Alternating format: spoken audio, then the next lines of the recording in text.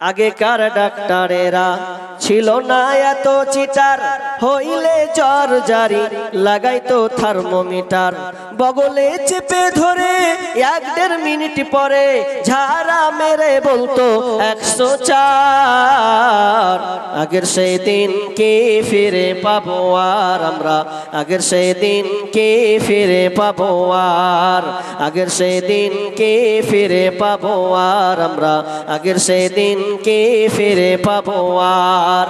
Paracetamol একটার চারানা, ওষুধ দিয়ে বলতো বেশি খাবা না।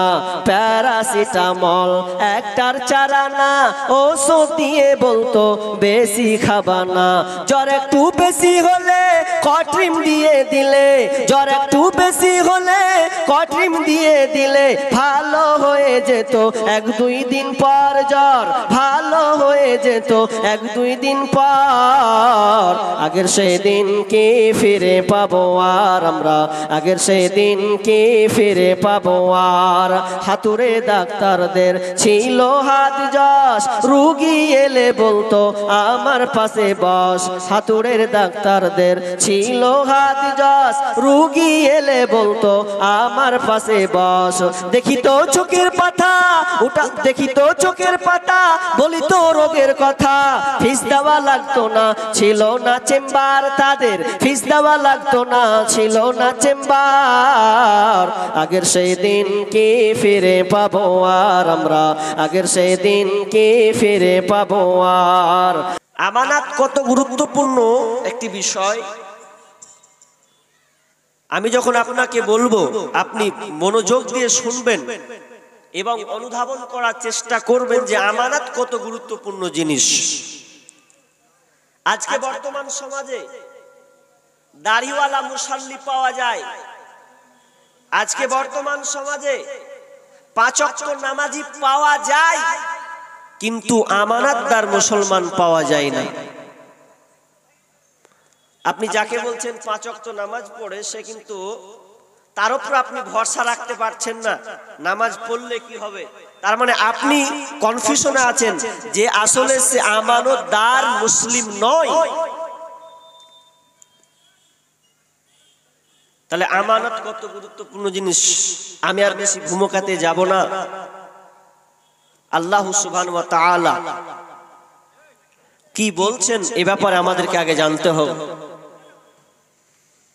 বিসমিল্লাহির রহমানির রহিম। ইয়া আইয়ুহাল্লাযীনা আমানু লা তাখুনুল্লাহা ওয়ার রাসূল। ইয়া আইয়ুহাল্লাযীনা আমানু, হে ঈমানদারেরা। আল্লাহ সুবহানাহু ওয়া তাআলা নাস বলে মানুষ বলে সম্বোধন করেনি, কারণ এই আমানতটা কার কাছ থেকে শিখবে মানুষ? তো ঈমানদারের কাছ থেকে। আর ঈমানদারকে আল্লাহ সম্বোধন করে বলছেন ইয়া আইয়ুহাল্লাযীনা আমানু, হে ঈমানদারেরা, লা তাখুনুল্লাহা ওয়ার রাসূল, তোমরা আল্লাহ এবং তার রাসূলের খেয়ানতি করবে না। আল্লাহ তার রাসূলের খেয়ানাত, এটা একটা লম্বা ব্যাপার, আপনার ঘটনা আপনার কি না আলোচনা হয়ে যাবে। আমি শর্টকাট বলি, আল্লাহ এবং রাসূলের খেয়ানতি করবে না। তার মানে আল্লাহ কোরআন 30 পারা কোরআন আমাদের দিয়েছেন।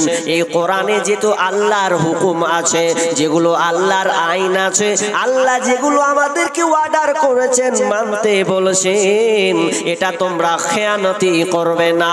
নাম্বার 2, বিশ্বনবীর যে সুন্নাহ আছে, যে আমল আছে, ওগুলোকে তোমরা আঁকড়ে ধরবে, বিপরীতমুখী করবে না, খেয়ানত তোমরা করবে না। আমার আল্লাহ বলছেন ওরে ঈমানদারেরা, তোমরা আল্লাহ এবং রাসূলের খেয়ানতি করবে না। তারপরে আল্লাহ বলছেন ওয়া তাখুনু আমানাতিকুম, এবং তোমরা নিজেদের মধ্যে খেয়ানতি করবে না, নিজেদের মধ্যে খেয়ানতি করবে না।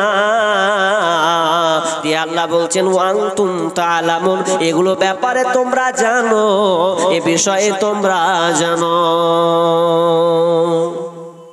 আমানতের খেয়ানত করবে না তোমাদের নিজেদের মধ্যে।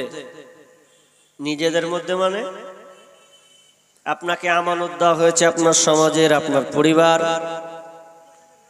আপনার ভাই, আপনার বন্ধু, আপনার চাচা, সবারই সাথে একটা লেনদেনের কার্যকলাপ থাকে, লেনদেনের সিরিয়াল থাকে। ওটাতে তুমি আমানতের খেয়ানত করবে না, ওটা আমানত বহাল রাখবে। বিশ্বনবী বলছেন, এই আমার উম্মত উম্মতিরা, তোমরা যদি আল্লাহ এবং রাসূলের ভালোবাসা পেতে চাও, তোমরা যদি আল্লাহ এবং তার রাসূলের ভালোবাসা পেতে চাও, যে আল্লাহ এবং তার রাসূল আমাকে ভালোবাসুক, এই জিনিসটা যদি তোমরা চাও, তাহলে তোমরা তিনটি কাজ করো। কি তিনটি কাজ? নাম্বার 1, এক নাম্বার কাজ তুমি করবে আমানত তুমি রক্ষা করবে। আমানত ঠিক মতন তুমি রক্ষা করবে, কারণ আমানতটা খুবই গুরুত্বপূর্ণ একটি বিষয়। আমানত যদি তুমি রক্ষা না করো, বিষ্ণু বললেন ও ভালোবাসা পেল না। যদি আল্লাহ এবং তার রাসূলের ভালোবাসা পেতে চায়, সে যেন আমানতে রক্ষা করে। নাম্বার 2, বিষ্ণুনবী বললেন যখন তুমি সত্য কথা, যখন তুমি কোনো কথা বলবে, খবরদার মিথ্যা কথা বলবে না, সদা সর্বদা সত্য কথা বলবে। এটা যদি করো তাহলে তুমি আমার ভালোবাসা পাবে। নাম্বার 3 নাম্বার বিশ্বনবী বললেন তোমরা প্রতিবেশীর সঙ্গে ভালো আচরণ করবে, ভালো ব্যবহার করবে। তোমার প্রতিবেশী যেই হোক না কেন, সে মুসলিম হোক কিংবা হিন্দু হোক, খ্রিস্টান হোক, জৈন, বৌদ্ধ হোক, যেই হোক না কেন, ও তোমার প্রতিবেশী। আর ওই প্রতিবেশীর সঙ্গে তুমি ভালো ব্যবহার করবে। আর তোমরা যদি এই তিনটি কাজ করতে পারো রে, তাহলে তোমরা আমার ভালোবাসা পাবে। তিনটি কাজ হলো আমানত কত গুরুত্বপূর্ণ। ভেতরে ঢুকবো, আপনি অনেক কিছু পাবেন। আল্লাহ রাসূল একটা মজলিসে আছেন, আলোচনা করছেন। আলোচনা করতে গিয়ে একজন বেদুইন বলছেন, ইয়া রাসূলুল্লাহ, কিয়ামত কখন হবে আপনি বলতে পারবেন? আল্লাহ রাসূল গুরুত্ব দিচ্ছেন না প্রশ্নের দিকে। কেউ কেউ মনে করছে আল্লাহ রাসূল শুনতেই পাইনি, আবার কেউ কেউ বলছেন না তিনি মনে সন্তুষ্ট হননি, ওই জন্য উত্তর দেয়নি। কিছুক্ষণ পরে বলল যে কে ছিল যে প্রশ্নটা করলে কিয়ামত কবে হবে? বলছে আমি। ইয়া রাসূলুল্লাহ, আমি প্রশ্ন করেছিলাম কিয়ামত কখন হবে। তখন বিষ্ণু বললেন কিয়ামত কবে হবে শুনে নাও, যখন আমানতের খেয়ানত করা হবে, আমানতের খেয়ানত হবে, তখন তোমরা জেনে নাও কিয়ামত সংঘটিত হবে। তিনি বুঝতে পারলেন না। এবার তিনি বললেন কিয়ামতের আলামতের মধ্যে একটা বললেন যে আপনার কিনা আমানত নষ্ট করা বা আমানতের খেয়ানত হওয়া, এটা কিভাবে হবে? বিশ্বনবী বললেন আমানত নষ্ট এইভাবে হবে, যোগ্য ব্যক্তিকে বাদ দিয়ে, ইনসাফওয়ালা লোককে বাদ দিয়ে অযোগ্য ব্যক্তিকে সিটে বসানো হবে, অযোগ্য ব্যক্তিকে দায়িত্ব দেওয়া হবে।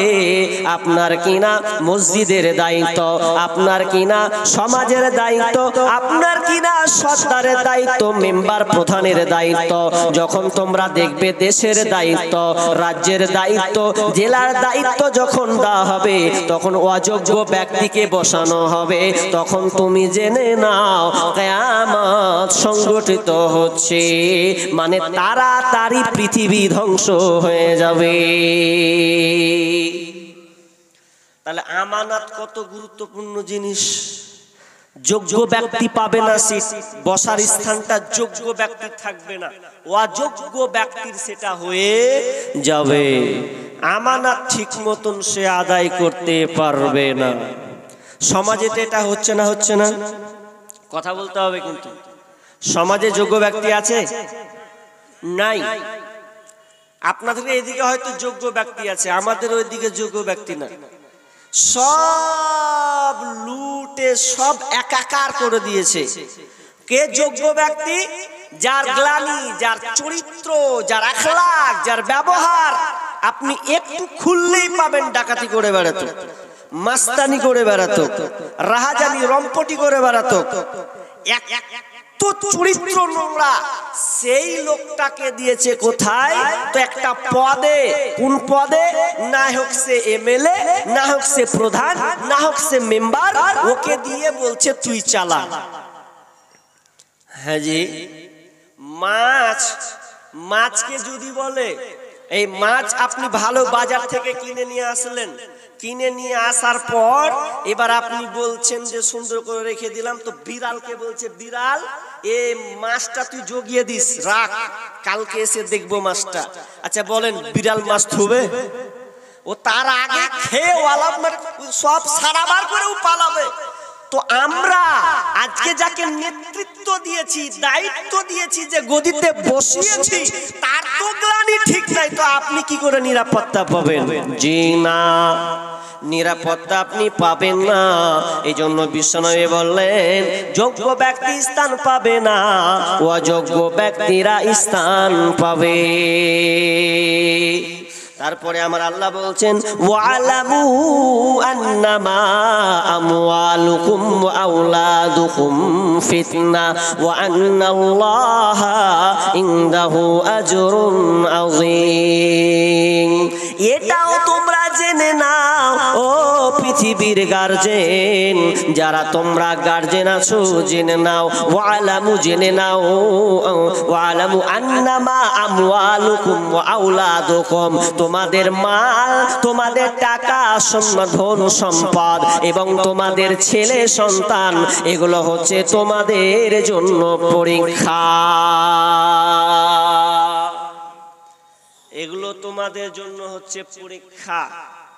কেন এই কথাটা নিয়ে আসলেন? প্রথমে বললে খেয়ানতি করো না, দ্বিতীয় দ্বিতীয় ধাপে এসে বলছেন ছেলে মেয়ে, তোমার টাকা পয়সা, এগুলো হচ্ছে তোমার কি পরীক্ষা। এগুলা মনে খুব আনন্দ করিও না যে আমি 10 তলা বিল্ডিং এর মালিক, আমি 3 কোটি টাকার মালিক, এ নিয়ে আনন্দ আত্মহারা হয়ে যেও না। আল্লাহ বলছেন পরীক্ষা করেছি। আগের ধাপে বলেছেন যে খেয়ানত করবে না, তার মানে এগুলো হচ্ছে পরীক্ষা করার জন্য। আর জড়িয়ে দিলেন খেয়ানত, আমানত, এগুলো হচ্ছে তোমাদের জন্য আমানত। মাল আপনার আমানত, টাকা পয়সা এগুলো আপনার আমানত।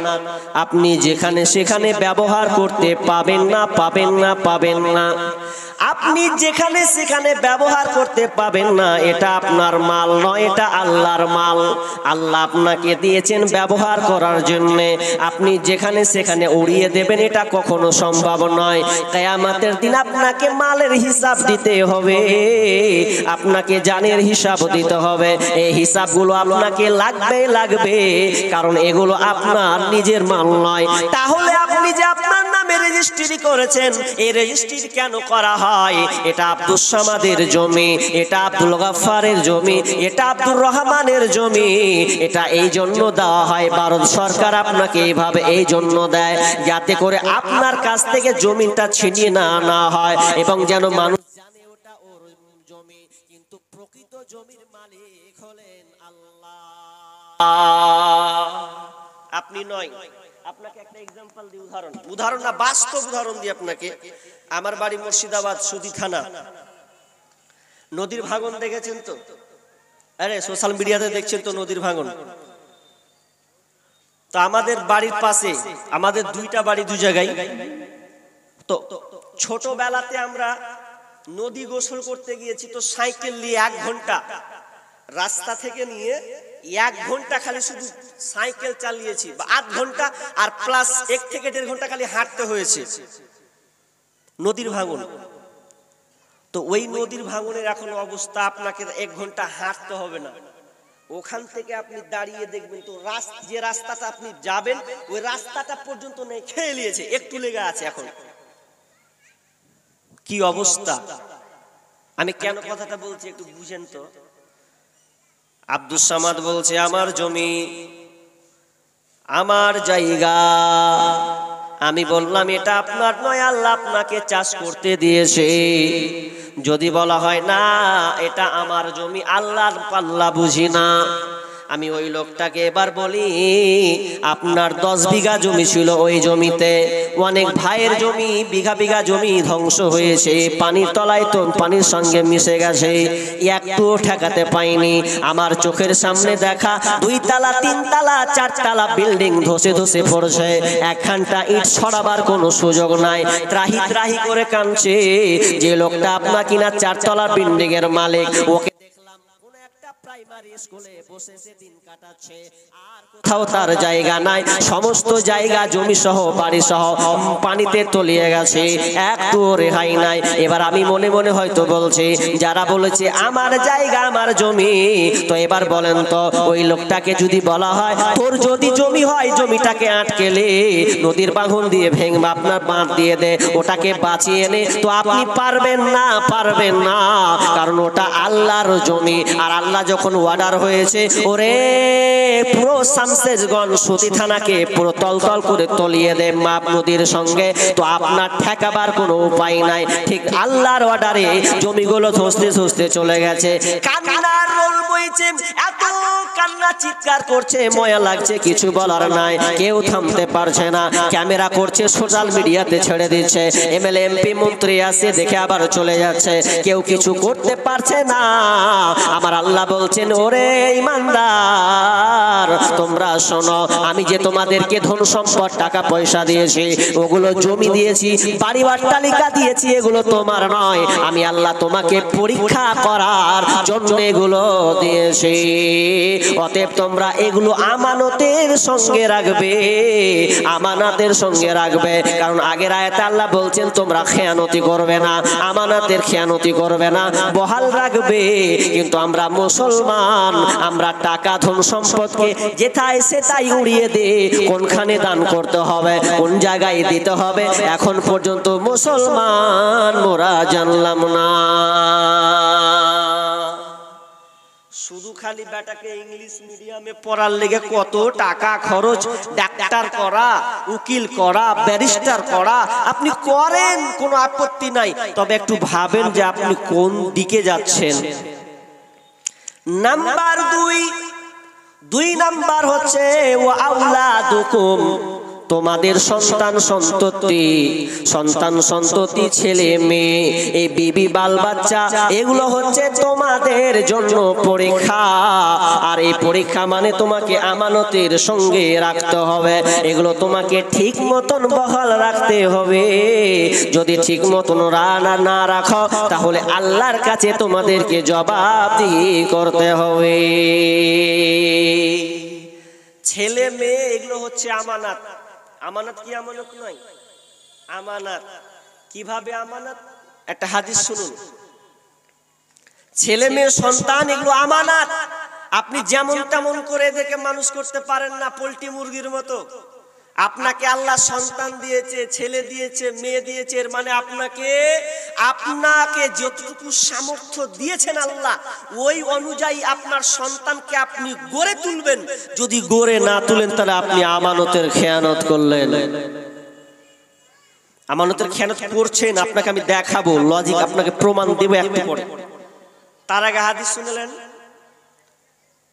উম্মে সুলাইম বিনতে মালহান, তিনি এমন একটি মহিলা, যেই মহিলা দ্বিতীয় স্বামী বেছে নিয়েছেন আবু তালহাকে, বিয়ে করেছেন। তো মোহরটা কি ছিল? তো আবু তালহার ইসলাম গ্রহণ, ওটাই তার মোহর। এমন একটি মহিলা যে উম্মে সুলাইম বিনতে মালহান, তিনার একটি সন্তান ছিল। ওই সন্তানটা এত সুন্দর সন্তান যে আল্লাহর কিভাবে পরীক্ষা করছে দেখেন।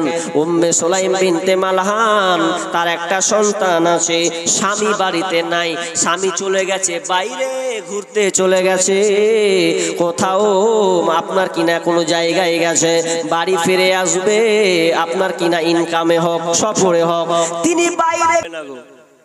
আবু তালহাকে তোমরা কেউ বলবে না, আমি আসলে বলবো। উম্মে সুলাইম বিনতে মালহান তিনি সুন্দর করে পরিপাটি হচ্ছেন, রেডি হচ্ছেন, স্বামী বাড়ি আসবে, স্বামীকে দুঃখ সংবাদটা দেব না, এই জন্য দেব না, স্বামী বাইরে থাকবে, তার মন মেজাজটা কেমন থাকবে, কোন অবস্থায় থাকবে বলা যাবে না। আজকালকার অনেক স্বামীরা বিদেশে যায়, বাইরে ইনকাম করতে যায়, দিল্লি যায়, কলকাতা যায়, মুম্বাই যায়, চেন্নাই যায়, যায় কি যায় না? যায়, গিয়ে বাড়ি আসে, তো বাড়ি এসে দেখবেন মানুষ ট্রেনে যখন বসে কত রকম দৃশ্য দেখে, দেখে কি দেখে না? হাজি, ট্রেনে চাপতে গিয়ে কত রকমের যে মহিলার ভ্যারাইটিজ, আর কাপড়ের ভ্যারাইটিজ, ওয়ার ঠিক নাই, মন টন বিগার হয়ে যায়। তো ও মনে মনে শান্ত হয় যে আমারও বিবি আছে, যত সামনে চুলকাবি চুলকা, আমারও বিবি আছে, যে মন ঠান্ডা করে দেবো।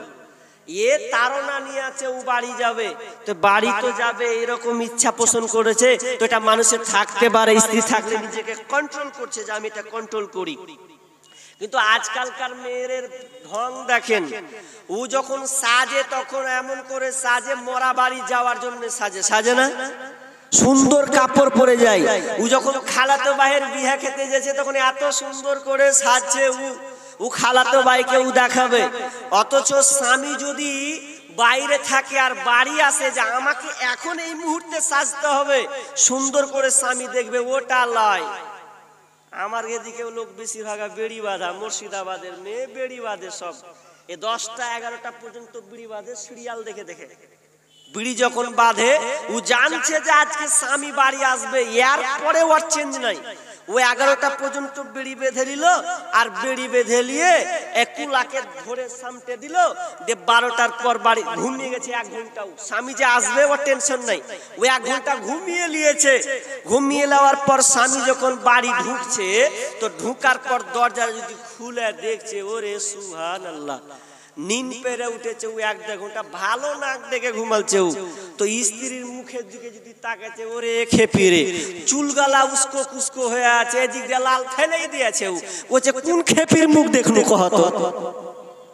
বাজারে মার্কেটে ট্রেনে চাপনু তো কত সুন্দর বেটি ছেলে দেখনু, বাড়ি গিয়ে জানটা ঠান্ডা করব, তো এর মুখ দেখছি তো এত খেপির লাল খেপির মতন হয়ে বসে আছে। অথচ স্বামী আসলে স্বামীকে মনোরঞ্জন করার জন্য আপনাকে সাজতে হবে।